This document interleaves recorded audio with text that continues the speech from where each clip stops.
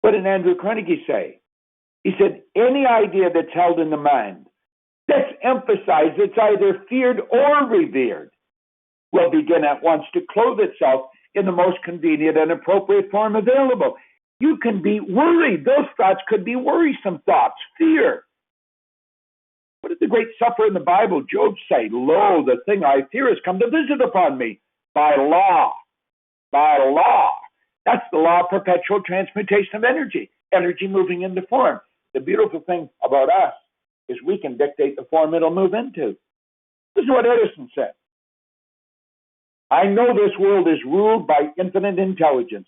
Everything that surrounds us, everything that exists, proves that there are infinite laws behind it. There can be no denying this fact. It is mathematical in its precision. See, your mind is where the opportunities lie.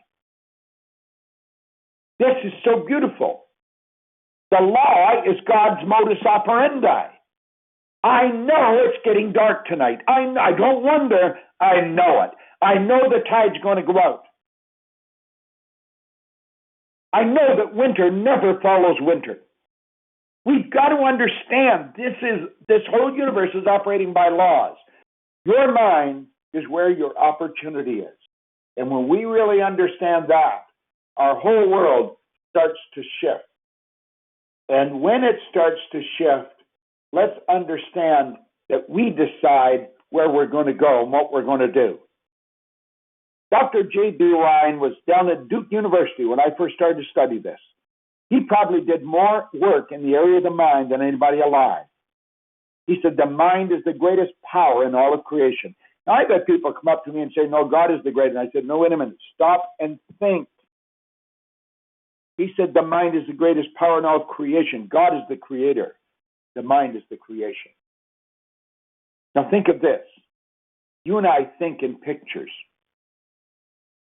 Think of a feather. You don't think F-E-A-T-H. You get a picture. Think of a hot air balloon. You get a picture of one on the screen of your mind. Now think of this for a moment. What does your mind look like? Isn't that interesting? Without an image, you have confusion. And you know, that's why most people have a problem. That's why psychiatrists have a great problem. They're trying to help people readjust. They're trying to help people alter something in the mind, and they have no idea what the mind looks like.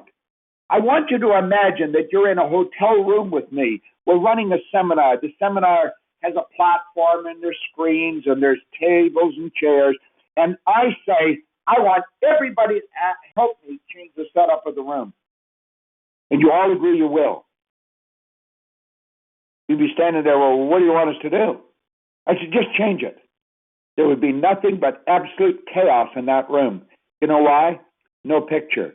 But if I said, I want you to make the back of the room the front of the room, turn the front of the room and move it and turn it into the back of the room, it could be done in a very short period of time because we all had the same picture.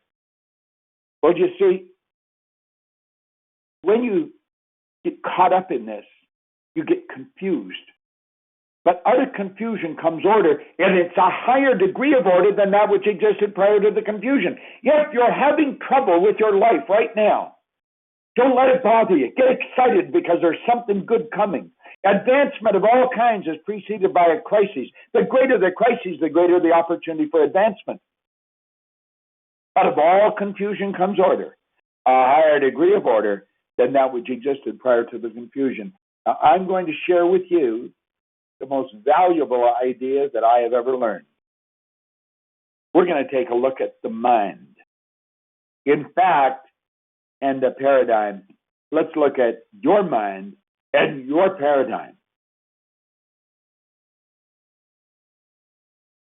Dr. Truman Fleet in 1934 was very involved in the healing arts and holistic health. He stated the mind is an activity. It's not a thing. No one has ever seen the mind. However, we must have an image or there's no order in the mind. He said, I will create an image and eliminate confusion. And here he did. Now let that represent the mind and the body. And we'll take the mind and we'll divide it into two parts. This is the most valuable idea I have ever learned. It got me to bring everything in my life into order. Your conscious mind is your thinking mind. That's your educated mind. That's what school fills with. It's where your intellect is resident. Now, your subconscious is your emotional mind. But look at this. It's your conscious mind that gives you the ability to choose. This is the part of you that can accept or reject ideas.